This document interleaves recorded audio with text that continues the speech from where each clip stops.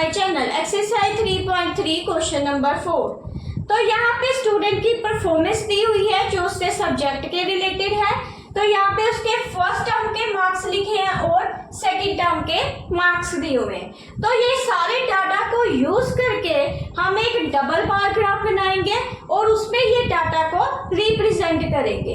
तो ये जब हम बार ग्राफ बनाएंगे उससे रिलेटेड ये 3 क्वेश्चंस के आंसर भी देंगे।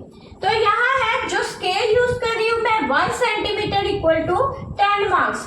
तो ये जो डिफरेंस आ रहा है वो 10 का है, तो इसलिए 1 सेंटीमीटर कितना ले लिया मैंने 10 मार्क्स का। तो ये जो लाइन है रिप्रेजेंट कर रही है हॉरिजॉन्टल लाइन और यहाँ पे जो दिया हुआ है वो सब्जेक्ट्स दिए हुए हैं और ये जो वर्टिकल लाइन है वो रिप्रेजेंट कर रही है मार्क्स को।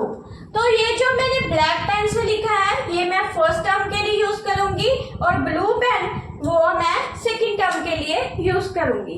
तो अब हम फर्स्ट सम देखते हैं। पहला है इंग्लिश 67 और सेकंड का है 70। तो पहले इंग्लिश 67, तो ये रहा 60 और 70 के अंदर ही है 67, तो यहाँ कहीं पे आएगा। तो यहाँ पे इसको ग्राफ को ड्रॉ कर देंगे। नेक्स्ट है इंग्लिश के जो सेकंड टर्म के मार्क्स है वो 70 दिए हैं, तो 70 यहाँ पे आ रहे हैं, तो इसके बिल्कुल बराबर पे लेंगे इसको, तो यहाँ पे ये 70 कर देंगे। आगे है हिंदी के मार्क्स, तो हिंदी के कितने आ रहे हैं 72। तो 72 कहाँ पे होगा, ये 70 है, इससे थोड़ा सा ऊपर ये 72 हो जाएगा।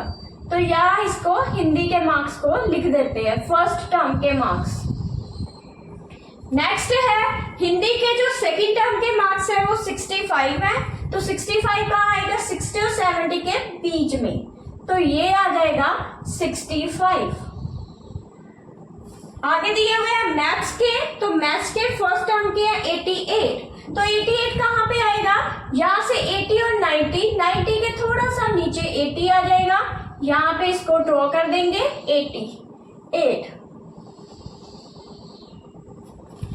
और नेक्स्ट है जो सेकंड टर्म के वो 95 है, तो 95 कहाँ पे आएगा 90 से ऊपर, तो यहाँ से ये जो आएगा वो 90 आएगा। इसके जो बिल्कुल हाफ 90 के हाफ, ये 90 और ये 100 है उसका हाफ ले लेंगे, यहाँ पे ये आ जाएगा 95।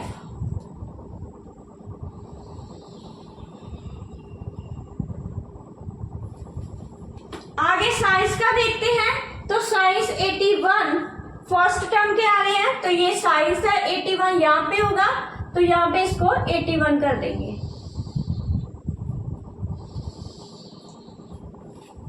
सेकंड टर्म में आ रहे हैं 85, तो 85 कहाँ पे है 80 और 90 के सेंटर में, तो ये जो सेंटर में आ रहे हैं, पहले मैंने लिखे साइंस के 81, तो 85 यहाँ पे आ रहे हैं, तो ये 85। आगे साइंस का देख सोशल साइंस, तो सोशल साइंस देखते हैं 73, तो 73 कहाँ पे है यहाँ पे होगा 70 और 80 के इस साइड वाला 73, तो यहाँ इसको ड्रॉ कर देते हैं 73। सेकेंड टर्म में आ रहे हैं 75, तो 75 कहाँ पे है ये 70 और 80 के हाफ में, तो ये आ जाएगा 75। तो इसको मैं शेड कर देती हूँ सेकंड पार्ट को।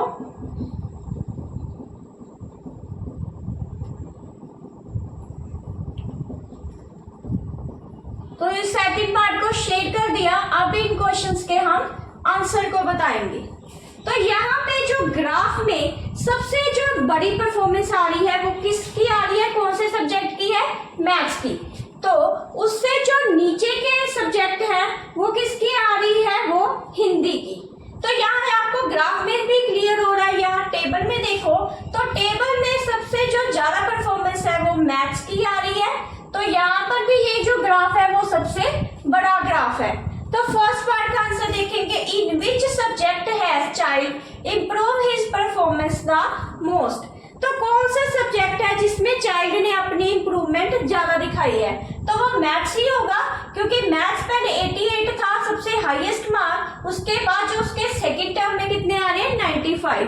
तो ये जो ग्राफ है वो सबसे बड़ा आ रहा है, तो इसलिए आंसर क्या आ जाएगा यहाँ पे मैथ्स। तो लिख देंगे यहाँ पे फर्स्ट पार्ट का आंसर मैथ्स। सेकंड पार्ट देखते हैं, in which subject is the improvement the least. तो वो कौन सा सब्जेक्ट है जिसमें इम्प्रूवमेंट तो हुई है बट सबसे कम हुई है। तो यहाँ आपको टेबल में से क्लियर हो रहा है। तो ये देखो यहाँ पे 73 नंबर है और अगले टर्म में उसके 75 हो गए। यहाँ पे सिर्फ 2 नंबर की इम्प्रूवमेंट हो रही है। और अगर यहाँ पे देखें यहाँ पे 4 नंबर की इम्प्रूवमेंट हो रही है। अगर इन दोनों को देखें 7 की, तो यहाँ तो नंबर कम हुए हैं, बड़े ही नहीं है, तो ये कोई इम्प्रूवमेंट नहीं है। तो अगर इनका देखी जाए तो डिफरेंस आ रहा है 3। तो सबसे जो कम इम्प्रूवमेंट दिखा रहा है वो है सोशल साइंस। अगर आप ग्राफ में देखें तो ग्राफ में ये दोनों का जो गैप है यहाँ तक का यहाँ तक का, ये इंग्लिश का ये गैप आ रहा है, ये इम्प्रूवमेंट को दिखा रहा है, इसमें मार्क्स कम आए हैं। और ये जो इम्प्रूवमेंट है सबसे ज्यादा दिखा रहा है, तो इसमें भी इम्प्रूवमेंट है। पर ये जो पॉइंट दिखा रहा है सबसे लीस्ट दिखा रहा है, तो इसका मतलब आंसर क्या हो जाएगा सेकंड पार्ट का, वो होगा सोशल साइंस। Social science. तो थर्ड का आंसर देखते हैं, has the performance gone down in any subject. तो कौन सा सब्जेक्ट है जिसमें उसकी परफॉर्मेंस सबसे डाउन है। तो वो आपको यहाँ से टेबल से भी क्लियर हो रहा है, वो कौन सा है 72 जो उसने फर्स्ट हिंदी में लिए थे, तो सेकंड टर्म में कितने आ गए 65। तो ये मार्क्स उसके कम हो रहे हैं, तो यहाँ पे जो आंसर आएगा वो हिंदी। अगर आप ग्राफ में देखो तो ग्राफ में ये मार्क्स बढ़े हैं और उसके पास उसकी परफॉर्मेंस डाउन चले गई है।